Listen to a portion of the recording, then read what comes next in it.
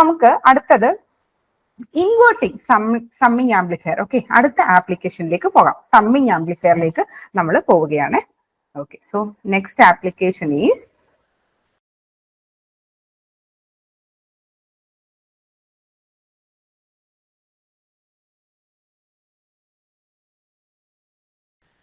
Inverting summing amplifier. അപ്പൊ normally ചിലപ്പോൾ സിലബസിൽ സമ്മിങ് ആംപ്ലിഫയറിനെ കാണുള്ളൂ, പക്ഷേ ഈ സമ്മിങ് ആംപ്ലിഫയർ ഇൻവേർട്ടിംഗും ഉണ്ട് നോൺ ഇൻവേർട്ടിംഗും ഉണ്ട്. ഓക്കെ, അപ്പൊ അത് നമ്മൾ സെപ്പറേറ്റ് തന്നെ നമ്മൾ അതിന്റെ അനാലിസിസ് പഠിക്കണം. ഓക്കെ, ഇൻവേർട്ടിംഗ് സമ്മിങ് ആംപ്ലിഫയറിനകത്ത് സർക്യൂട്ട് എന്ന് പറയുന്നത് ആദ്യം എന്താണ്, നമ്മുടെ ഓപ്പാമ്പ് വരയ്ക്കുക. ഓപ്പാമ്പിന് എന്താണുള്ളത്, ഇൻവേർട്ടിംഗ് ടെർമിനലും ഉണ്ട്, നോൺ ഇൻവേർട്ടിംഗ് ടെർമിനലും ഉണ്ട്. ഓക്കെ, ഇൻവേർട്ടിംഗ് സമ്മിങ് ആംപ്ലിഫയറിനകത്ത് നമ്മുടെ ഇൻപുട്ടുകൾ കൊടുക്കുന്നത് ഇൻവേർട്ടിംഗ് ടെർമിനലായ മൈനസിലേക്കായിരിക്കും. ഈ പോസിറ്റീവ് ടെർമിനൽ എന്ത് ചെയ്യണം എന്നറിയാവോ, നമ്മൾ ഗ്രൗണ്ട് ചെയ്യും. ഓക്കെ, എന്നിട്ട് നമ്മൾ ഇൻവേർട്ടിംഗ് ടെർമിനലിലേക്ക് നമ്മൾ ഇൻപുട്ട് കൊടുക്കും. അപ്പൊ ഇതൊരു സമ്മിങ് ആംപ്ലിഫയർ ആണ്. അപ്പൊ സമ്മിങ് ആംപ്ലിഫയർ എന്ന് പറയുമ്പോഴത്തേക്കും മോർ ദാൻ വൺ ഇൻപുട്ടിനെ സം ചെയ്തെടുക്കണം. അപ്പൊ ഒരു ഇൻപുട്ട് അല്ല, മോർ ദാൻ വൺ ഇൻപുട്ട് കാണും. പക്ഷെ ആ ഇൻപുട്ടുകളെ എല്ലാം നമ്മൾ ഇൻവേർട്ടിംഗ് ടെർമിനലായ ഈ ഒരു നെഗറ്റീവ് ടെർമിനലിലേക്കാണ് നമ്മൾ കൊടുക്കേണ്ടത്. ഓക്കെ, അപ്പൊ ഇവിടെ ഞാനിപ്പോ ഫോർ എക്സാമ്പിൾ ഒരു 3 ഇൻപുട്ട് എടുക്കുകയാണ്. 3 ഇൻപുട്ട് എടുത്ത് നമുക്ക് എങ്ങനെയാണ് ആഡ് ചെയ്യുന്നത് നോക്കാം. ഓക്കെ, യു ടേക്ക് V1 ഒരു ഇൻപുട്ട്, V2 മറ്റൊരു ഇൻപുട്ട്, V3 മറ്റൊരു ഇൻപുട്ട്. ഓക്കെ, 3 ഇൻപുട്ടുകൾ ഉണ്ട്. ഓക്കെ, ഓരോന്നും നമ്മൾ ഒരു കോമൺ ഒരു സെയിം റെസിസ്റ്റർ വാല്യൂ ആണ്. First input applied to inverting terminal as shown like this using R1. Okay, പിന്നെ V2നെ നമുക്ക് ഞാൻ സെയിം റെസിസ്റ്റർ യൂസ് ചെയ്യാണ്. അതിന്റെ കാര്യം നിങ്ങൾക്ക് മനസ്സിലാവും. again using another resistor you connect it to എവിടെ, ആ minus terminal. Okay, same resistor R1 തന്നെയാണ് ഞാൻ എടുക്കുന്നത്. Okay, again V3 using another same resistor എവിടേക്ക് കണക്ട് ചെയ്യണം, നെഗറ്റീവ് ടെർമിനലിലേക്ക് നമ്മൾ കണക്ട് ചെയ്യണം. ഓക്കെ, അപ്പൊ ഇതും R1 ആണ്. ഓക്കെ, ഇനി എന്താണ് ഔട്ട്പുട്ട് ടെർമിനലിൽ നമ്മൾ കാണിച്ചു V0. Okay, now we need feedback resistor because amplifier ആണ്. അപ്പം ആ ഒരു നെഗറ്റീവ് ഫീഡ്ബാക്ക് നമ്മൾ പ്രൊവൈഡ് ചെയ്യണം. അപ്പൊ അതിന് വേണ്ടിയിട്ട് നമ്മൾ ആ ഒരു ഫീഡ്ബാക്ക് റെസിസ്റ്റർ നമ്മൾ ഇങ്ങനെ കാണിക്കണം. ഓക്കെ, ആൻഡ് ഈ റെസിസ്റ്ററിന്റെ വാല്യൂ R1 ആയിട്ട് എടുക്കരുത്, അത് ഡിഫറെന്റ് ആയിട്ട് എടുക്കണം. ഫീഡ്ബാക്ക് റെസിസ്റ്റൻസിന്റെ വാല്യൂ ഡിഫറെന്റ് ആയിരിക്കും. സേ R2 എന്നും പറഞ്ഞ് എടുക്കുകയാണ്. ഓക്കെ, ഇനി നമ്മൾ ആ കറന്റ് ഡയറക്ഷൻ ഒക്കെ ഒന്ന് മാർക്ക് ചെയ്യാണ്. ഓക്കെ, കറന്റ് ഡയറക്ഷൻ ശരിക്കും നിങ്ങൾക്ക് എങ്ങനെ വേണമെങ്കിലും എടുക്കാം. ഞാൻ ഇങ്ങനെ അസ്യൂം ചെയ്യുന്നു, അതിനനുസരിച്ച് ഞാൻ ഇക്വേഷൻ എഴുതുമ്പോൾ ആ ഒരു ഇത് എടുക്കും. നിങ്ങൾ തിരിച്ചാണ് കറന്റ് ഡയറക്ഷൻ എടുക്കുന്നതെങ്കിൽ അതുകൂട്ടുള്ള വ്യത്യാസം ഇക്വേഷനിൽ മാർക്ക് ചെയ്തണം. പക്ഷെ നമ്മൾ സ്റ്റാൻഡേർഡ് ആയിട്ട് എടുക്കുന്ന നൊട്ടേഷൻസ് തന്നെയാണ് ഞാൻ ഇവിടെ എടുത്തിരിക്കുന്നത്. ഇതിലേക്ക് കൂടി ഫ്ലോ ചെയ്യുന്ന കറണ്ട്, ഈ ഒരു ബ്രാഞ്ചിലേക്ക് ഫ്ലോ ചെയ്യുന്ന കറണ്ട്,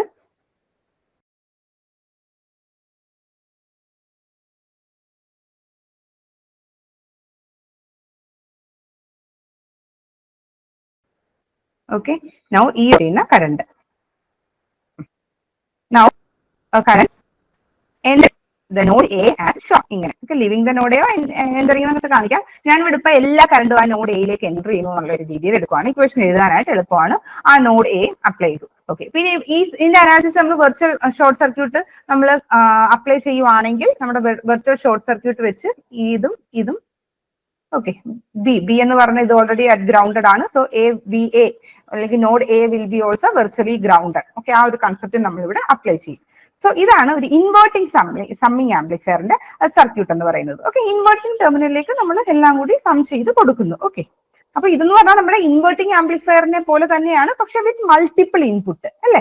ഇൻവേർട്ടിംഗ് ആംപ്ലിഫയറിന്റെ കൂട്ട് തന്നെയാണ്, പക്ഷെ മോർ ദാൻ വൺ അല്ലെങ്കിൽ മൾട്ടിപ്പിൾ ഇൻപുട്ട് കൊടുക്കുന്നേ ഉള്ളൂ. അപ്പം by virtual short circuit. Okay, നമ്മൾ അനാലിസിസ് തുടങ്ങേണ്ട ഇങ്ങനെയാണ്. അപ്പൊ ഈ ഒരു ആപ്ലിക്കേഷൻ മുതൽ ഈ 5ാമത്തെ ആപ്ലിക്കേഷൻ മുതൽ നിങ്ങൾ അങ്ങോട്ട് പഠിക്കുന്നതിന്റെ എല്ലാ അനാലിസിസ് നിങ്ങൾ പഠിച്ചാൽ മതി. ആ ഫൈനൽ ഇക്വേഷൻ നിങ്ങൾ ഓർത്തിരിക്കണം എന്നില്ല. ബിക്കോസ് ക്വസ്റ്റ്യനകത്ത് ചിലപ്പോൾ 2 ആയിരിക്കും തരുന്നത്, ചിലപ്പോൾ 3 ആയിരിക്കും ഇൻപുട്ട് ആയിട്ട് തരുന്നത്, ചിലപ്പോൾ 4 ആയിരിക്കും ഇൻപുട്ട് ആയിട്ട് തരുന്നത്. അതനുസരിച്ച് നമ്മൾ ചെയ്യേണ്ട മെത്തേഡ് മാറും. ഓക്കെ, അപ്പൊ അനാലിസിസ് ഞാൻ എങ്ങനെയാണ് ചെയ്യുന്നതെന്ന് നിങ്ങൾ പഠിക്കുക. No need to by heart the equations. പക്ഷെ ആദ്യത്തെ 4 എണ്ണത്തിന് നിങ്ങൾ ഇക്വേഷൻസ് ബൈ ഹാർട്ട് ചെയ്തിട്ട് പോകണം. അത് നമുക്ക് ആവശ്യം വരും ഡയറക്റ്റ്ലി നമുക്ക് അപ്ലൈ ചെയ്യാനായിട്ട്. Okay, so by virtual short circuit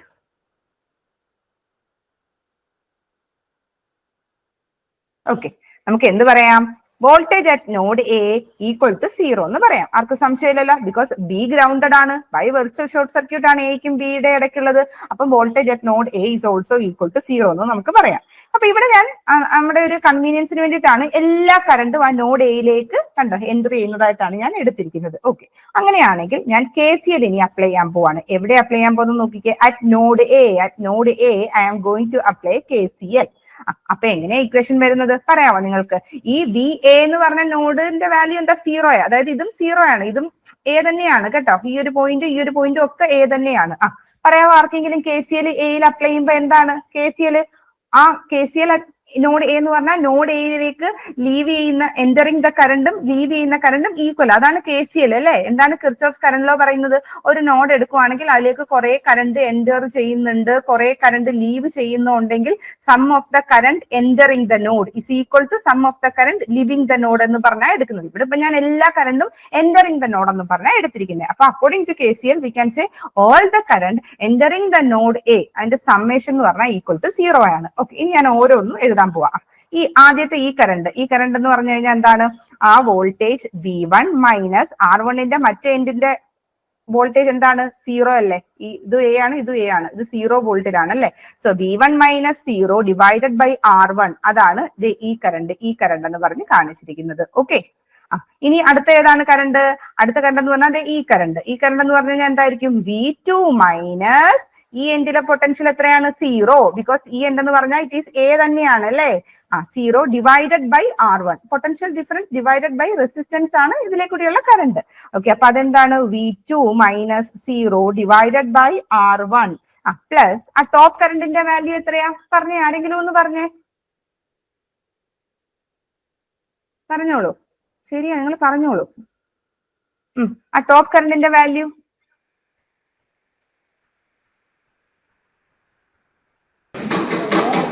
V0 by R3.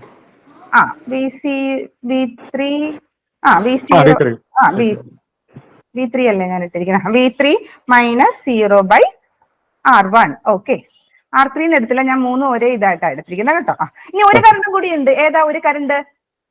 ഈ കറണ്ടിന്റെ ഇക്വേഷൻ എങ്ങനെയാ എഴുതുന്നേ? ഈ വോൾട്ടേജ് V0 മൈനസ് മറ്റേ എൻഡിലുള്ള വോൾട്ടേജ് VA അല്ലേ? V എന്ന് പറയുമ്പോ എന്താണ്? 0 അല്ലേ? അപ്പൊ എങ്ങനെയാ അത് എഴുതുക? V0 by R2. V0 by R2. V0 minus 0 divided by R2 is equal to 0. Okay, ഇനി ഇതിനെ നമ്മളൊന്ന് റീഅറേഞ്ച് ചെയ്യണം. അത് നിങ്ങൾ വീട്ടിൽ പോയിരുന്ന് ചെയ്താൽ മതി, വീട്ടിലിരിക്കാണല്ലോ എല്ലാവരും. ഒന്ന് റീഅറേഞ്ച് ചെയ്യുക. 0 ഒക്കെ ഇട്ടിട്ട് V0 എല്ലാം ഒരിടത്ത് കൊണ്ടുവരിക, ബാക്കിയെല്ലാം അപ്പുറത്തേക്ക് കൊണ്ടുവരിക. ഒന്ന് നല്ല അടിപൊളിയായിട്ട് നിങ്ങളൊന്ന് റീഅറേഞ്ച് ചെയ്ത് നോക്കുക. റീഅറേഞ്ച് ചെയ്ത് നോക്കി കഴിയുമ്പം you will get the equation as, അതായത് V0 ഒരിടത്തേക്ക് കൊണ്ടുവരിക, മറ്റേ V1 V2 V3 ഒക്കെ ഒരിടത്തേക്ക് കൊണ്ടുവന്നിട്ട് R1 കോമൺ എടുക്കുക. എന്നിട്ട് എല്ലാം എടുത്തു കഴിയുമ്പോൾ നിങ്ങൾക്ക് ഇങ്ങനെ ഒരു ഇക്വേഷൻ കിട്ടും കേട്ടോ. ഞാനത് ചെയ്യുന്നില്ല, സിമ്പിൾ ആണ്, നിങ്ങൾ ചെയ്ത് നോക്കിയാൽ മതി. ആ സ്റ്റെപ്പ് നമ്മൾ അങ്ങ് അവോയ്ഡ് ചെയ്യുന്നതേ ഉള്ളൂ. ഓക്കെ, അതിനെ റീഅറേഞ്ച് ചെയ്ത് കഴിയുമ്പോൾ നിങ്ങൾക്ക് ഇങ്ങനെയായിരിക്കും ഇക്വേഷൻ കിട്ടുന്നത്. ഓക്കെ, ഇതാണ് എന്ത്? ഇൻവേർട്ടിംഗ് സമ്മിങ് ആംപ്ലിഫയറിന്റെ ഇക്വേഷൻ. ഓക്കെ, ഇൻവേർട്ടിംഗ് സമ്മിങ് ആംപ്ലിഫയറിന്റെ ഇക്വേഷൻ ആണ് ഈ കാണിച്ചിരിക്കുന്നത്. Okay, so from the equation നമുക്ക് ഇങ്ങനെ കിട്ടി. അപ്പം ഈ ഇതിനകത്തുനിന്ന് നമുക്ക് ഒരു കാര്യം പറയാം. അതായത് ഇതിനകത്തുനിന്ന് from this equation V can say നമ്മുടെ സർക്യൂട്ട് 3 ഓപ്പറേഷൻ ആണ് ഇവിടെ പെർഫോം ചെയ്യുന്നത്. 3 ഓപ്പറേഷൻ നമ്മളുടെ സർക്യൂട്ട് പെർഫോം ചെയ്യുന്നു എന്ന് നമുക്ക് പറയാം. ഒന്നെന്ന് പറഞ്ഞാൽ നോക്കിക്കേ, ഇവിടെ നെഗറ്റീവ് സൈൻ ഉണ്ട് കണ്ടോ. ഈ നെഗറ്റീവ് സൈൻ എന്താ അപ്പൊ കാണിക്കുന്നത്? 180 ഡിഗ്രി ഫേസ് ഷിഫ്റ്റ്. അപ്പൊ 180 ഡിഗ്രി ഫേസ് ഷിഫ്റ്റ് നമ്മുടെ സർക്യൂട്ട് പ്രൊവൈഡ് ചെയ്യുന്നുണ്ട്. ഓക്കെ, പിന്നെന്താ? V1 plus V2 plus V3 വരുന്നില്ലേ ഔട്ട്പുട്ടിൽ? അതിന്റെ അർത്ഥം എന്താണ്? സമ്മേഷൻ നടക്കുന്നുണ്ട്. ഇൻവേർട്ടിംഗ് സമ്മിങ് ആംപ്ലിഫയർ ആണ്. നമ്മൾ ഇൻപുട്ടിൽ കൊടുക്കുന്ന എല്ലാം കൂടി സം ആവുന്നുണ്ട്. പിന്നെ ഇവിടെ ഒരു R2 by R1 ഫാക്ടർ ഉണ്ട്. അതെന്താ? അതതിന്റെ ആംപ്ലിഫിക്കേഷൻ ഫാക്ടർ ആണ്. അപ്പൊ നമുക്ക് തീർച്ചയായിട്ടും പറയാം ഇതെന്ന് പറയുന്നത് 180 ഡിഗ്രി ഫേസ് ഷിഫ്റ്റ് ഉണ്ട്. സോ ഇൻവേർട്ടിംഗ് ആണ്, സമ്മേഷൻ നടക്കുന്നുണ്ട്. സോ ഇൻവേർട്ടിംഗ് സമ്മിങ് ആംപ്ലിഫിക്കേഷൻ നടക്കുന്നുണ്ട്. അപ്പൊ ഇൻവേർട്ടിംഗ് സമ്മിങ് ആംപ്ലിഫയർ എന്ന് നമുക്ക് പറയാൻ പറ്റും. ഒരു പ്രശ്നമില്ല അതിനകത്ത്. ഓക്കെ, സോ ഇതാണ് ഈക്വേഷൻ. അപ്പൊ അതുകൊണ്ടാണ് ഇതിനെ ഇൻവേർട്ടിംഗ് സമ്മിങ് ആംപ്ലിഫയർ എന്ന് പറയുന്നത്. Okay, now if you are going to consider if R1 is equal to R2, okay, condition നമ്മൾ എടുക്കും. R1 is equal to R2 ആണെങ്കിൽ, അങ്ങനെയാണെങ്കിൽ എന്താ ഔട്ട്പുട്ട് എന്ന് പറയുന്നത്? Output is equal to minus of V1 plus V2 plus V3 എന്ന് പറയും. കണ്ടോ, അതായത് ഇത് ജസ്റ്റ് എന്താ ഒരു ഇൻവേർട്ടിംഗ് ടൈപ്പ് ആഡർ എന്ന് നമുക്ക് പറയാൻ പറ്റും. ബിക്കോസ് ആംപ്ലിഫിക്കേഷൻ ഫാക്ടർ ഇല്ല, ഇത് 1 ആയി പോയി. ജസ്റ്റ് കൊടുക്കുന്നതിനെ എല്ലാം കൂടി ആഡ് ചെയ്യുന്നു. At the same time 180 degree phase shift ഉണ്ട്. അതാണ് ഈ R1 ഈക്വൽ ടു R2 ചെയ്യുമ്പോൾ നമുക്ക് കിട്ടുന്നത്. അപ്പൊ such a circuit where R1 is equal to R2, okay, such a circuit is called inverting type adder. Confuse ചെയ്യിക്കാനായിട്ട് ഇങ്ങനെയൊക്കെ ക്വസ്റ്റ്യൻ വരും കേട്ടോ. ഇൻവേർട്ടിംഗ് ടൈപ്പ് ആഡർ എന്ന് നമുക്ക് പറയാം. ഓക്കെ, പിന്നെ ഈ ആഡർ എന്ന് പറയുമ്പോഴത്തേക്ക് അനലോഗ് സിഗ്നലും ഉണ്ട്, ഡിജിറ്റൽ സിഗ്നലും ഉണ്ട്. ഡിജിറ്റൽ സിഗ്നലിലല്ല ഇത് വർക്ക് ചെയ്യുന്നത് കേട്ടോ. It act as an adder for analog signal. Analog signal കൊടുക്കുമ്പോഴാണ് ഈ ആഡർ എന്ന് പറഞ്ഞ ഫംഗ്ഷൻ വരുന്നത്. എല്ലാം കൂടി ആഡ് ചെയ്ത് നമുക്ക് കിട്ടും. Okay, does not work for digital signal. Okay, അപ്പൊ ഇതാണ് ഇത്രയേ ഉള്ളൂ ഇൻവേർട്ടിംഗ് സമ്മിങ് ആംപ്ലിഫയറിനെ പറ്റി പറയാൻ. അപ്പൊ നിങ്ങൾ ഇവിടെ പഠിക്കേണ്ടത് എന്താ? You study how we perform the analysis. അതാണ് ഇമ്പോർട്ടന്റ്. ഇക്വേഷൻസ് ഒന്നും ബൈഹാർട്ട് ചെയ്യാൻ പോവല്ലേ.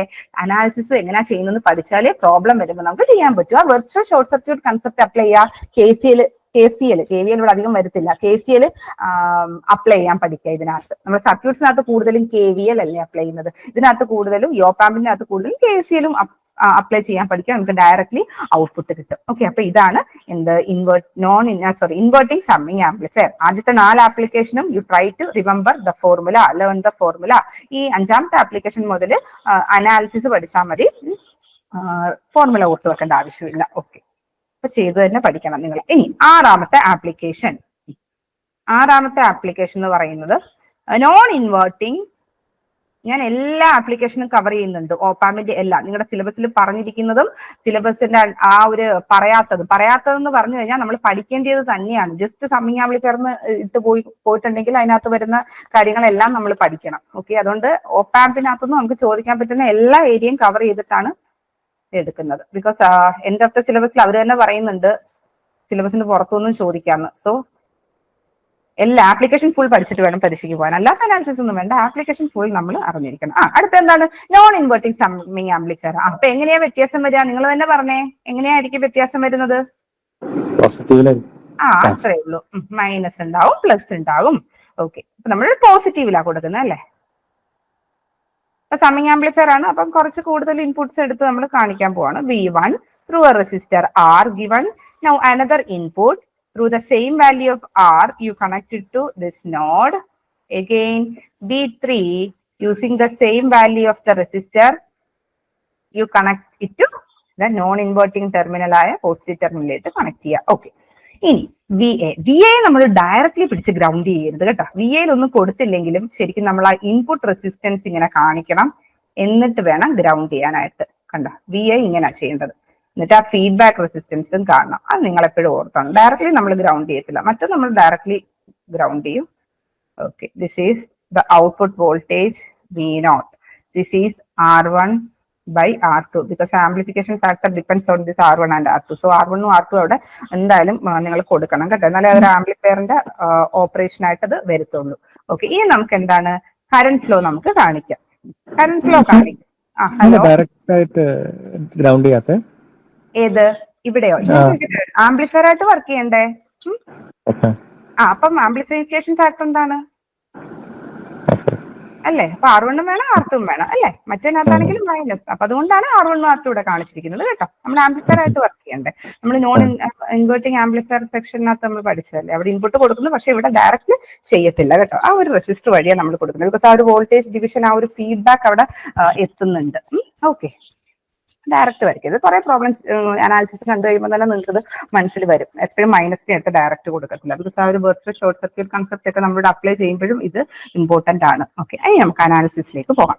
അപ്പൊ അനാലിസിസിലേക്ക് പോകുമ്പോൾ വീണ്ടും നമ്മൾ എന്താണ് വെർച്വൽ ഷോർട്ട് സർക്യൂട്ട് കൺസെപ്റ്റ് ആണ് നമ്മൾ അപ്ലൈ ചെയ്യേണ്ടത്. അപ്പൊ ഇതാണ് നമ്മുടെ നോഡ് A. ഓക്കെ, ഇതാണ് നമ്മുടെ node B. By virtual short circuit concept we can say both these node are at the same potential എന്ന് നമുക്ക് പറയാം. Okay, now you mark the current. ഇതിലേക്ക് കൂടി ഒരു കറണ്ട്, ഇതിലേക്ക് കൂടി ഒരു കറണ്ട്, ഇതിലേക്ക് കൂടി ഒരു കറണ്ട് മാർക്ക് ചെയ്യാം. ഓക്കെ, മറ്റേ മുകളിലത്തെ കറണ്ട് ആവശ്യമില്ല. ഇത് similar to non inverting amplifier തന്നെയാണ് with multiple input. Okay, now you apply virtual short circuit and then find VA and VB. എന്നിട്ട് എന്താ VA ഈക്വൽ ടു VB ആണ്. അപ്പൊ ആദ്യം നമുക്ക് Bയിൽ KCL അപ്ലൈ ചെയ്യാം. Okay, U apply KCL at B. KCL at B. Okay, അപ്പൊ എങ്ങനെയാ എഴുതുക? പറഞ്ഞോളൂ. V1 minus voltage at B divided by R. Okay, ഇവിടെ വോൾട്ടേജ് ബി എ എനിക്ക് 0 എന്ന് എടുക്കാൻ പറ്റില്ല. Because by virtual short circuit voltage at B A is equal to voltage at B B ആണ്. പക്ഷെ വോൾട്ടേജ് അറ്റ് നോഡ് എ ഇവിടെ 0 ആണോ? അല്ല. ബിക്കോസ് അവിടെ ഒരു പൊട്ടൻഷ്യൽ വരുന്നുണ്ട്, അവിടെ ഒരു പൊട്ടൻഷ്യൽ ഉണ്ട്. അത് നമ്മൾ വോൾട്ടേജ് ഡിവൈഡർ വെച്ച് നമ്മൾ കണ്ടുപിടിക്കണം. അതുകൊണ്ടാണ് വി ബി 0 ആവില്ല. അതുകൊണ്ടാണ് ഞാൻ ഇവിടെ വി ബി എന്ന് കാണിക്കുന്നത്. Okay, so V1 minus V B by R plus രണ്ടാമത്തെ കാര്യം എന്ന് പറഞ്ഞാൽ എന്താണ്? V2 minus V B divided by R. Okay, plus what V3 minus VB divided by R is equal to 0. Or rearrange the equation, what you will get? VB is equal to V1 plus V2 plus V3 divided by 3 എന്ന് കിട്ടും.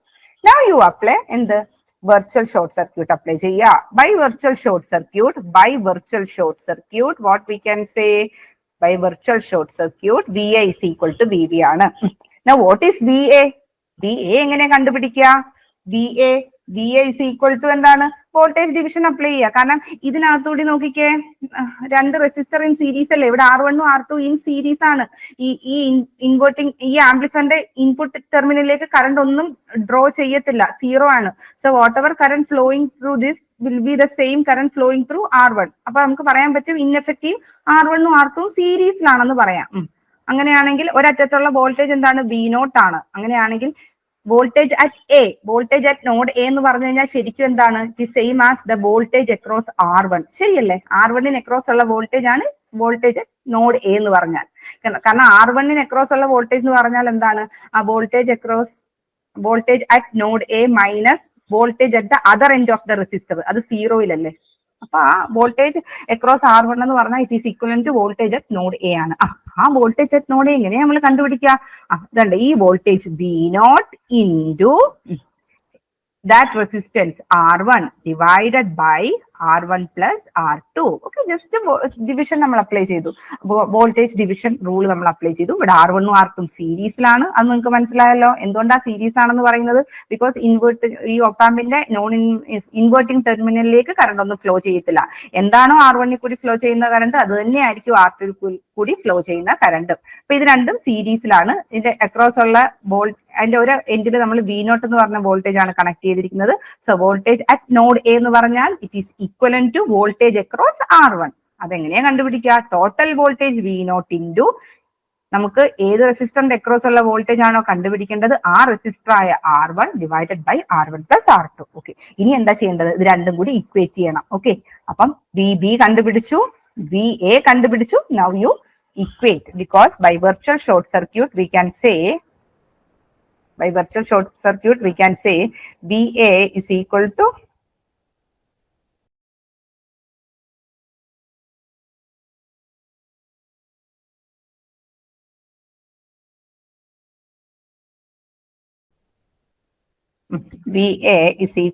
VB. That is VB എന്ന് പറഞ്ഞാൽ എന്താണ്? V1 plus V2 plus V3 by 3 is equal to what is VA? V0 into R1 divided by R1 plus R2. ഇതിൽ നിന്ന് നമുക്ക് എന്ത് കിട്ടും? Output voltage. We can say output voltage is equal to, just വീണ്ടും ഒന്ന് rearrange ചെയ്യണേ. Rearrange ചെയ്യണമെന്നില്ല, directly നമുക്ക് എഴുതാം. എന്തെഴുതാം? R1 plus R2 divided by R1, V0 ഒറ്റയ്ക്ക് അവിടെ നിർത്തി, എന്നിട്ട് മറ്റേ ഫാക്ടർ അപ്പുറത്തേക്ക് കൊണ്ടുവന്നു. Okay, into what is it? V1 plus V2 plus V3 divided by 3. Or ഇതിനെ എങ്ങനെ എഴുതാൻ പറ്റും? Output voltage is equal to 1 plus R2 by R1, okay, into V1 plus V2 plus V3 divided by 3. കണ്ടോ?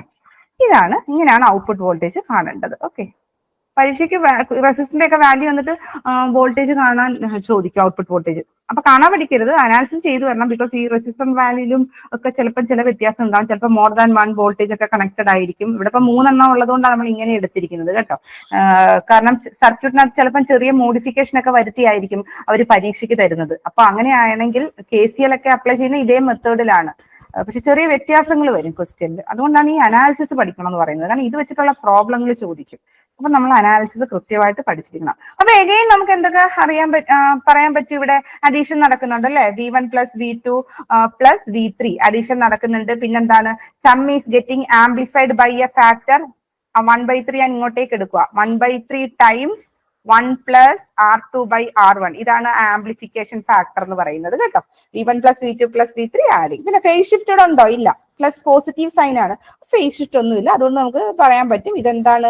ഒരു non inverting summing amplifier ആണെന്ന് നമുക്ക് പറയാൻ പറ്റും. So this is A non inverting summing amplifier എന്ന് പറയാൻ പറ്റും. ഓക്കെ. ഇനി ഇവിടെ R2 is equal to okay.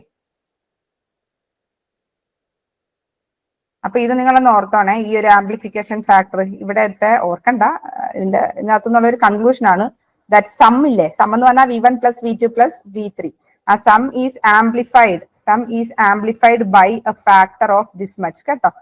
ഇത്രയാണ് ആംപ്ലിഫിക്കേഷൻ ഫാക്ടർ. അങ്ങനെ അതൊന്ന് ഓർത്ത് വെക്കുക. കാരണം എന്തെങ്കിലും ആ ഒരു ആംപ്ലിഫിക്കേഷൻ ഫാക്ടർ ചോദിക്കുകയാണെങ്കിൽ കാണാതെ പിടിക്കണ്ട. അനാലിസിസിനകത്ത് ആ V1 + V2 + V3 ഒഴിച്ച് ബാക്കി വരുന്നതാണ് ആംപ്ലിഫിക്കേഷൻ ഫാക്ടർ കേട്ടോ. ഓക്കെ. ഇനി ഞാനൊരു അസംഷൻ എടുക്കാൻ പോവാണ്. എന്താ assumption എന്നറിയാവോ? If R2 is equal to 2R1, R2 is equal to 2R1. അങ്ങനെയാണെങ്കിൽ എന്ത് വരും ഔട്ട്പുട്ട്? പറഞ്ഞേ. Then what will be the output? V0 is equal to പറഞ്ഞോ.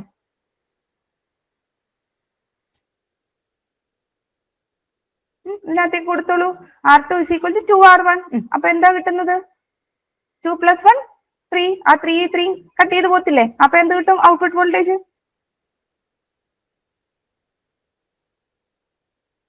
പറഞ്ഞോളൂ.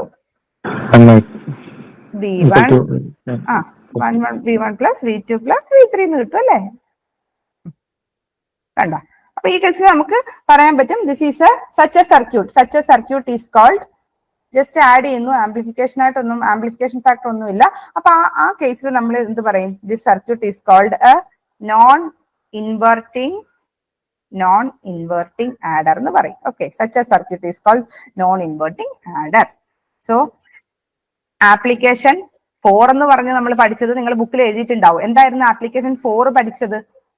ആപ്ലിക്കേഷൻ 4 എന്തായിരുന്നു പഠിച്ചത്? ബുക്കിൽ എഴുതിയിട്ടുള്ളവരൊന്ന് തുറന്നു നോക്കിയിട്ട് പറഞ്ഞേ. ആപ്ലിക്കേഷൻ 4 എന്തായിരുന്നു ഞാൻ പഠിപ്പിച്ചത്? എന്തായിരുന്നു? നോട്ടിലില്ലേ? ആപ്ലിക്കേഷൻ 4 എന്തായിരുന്നു? എന്തോ?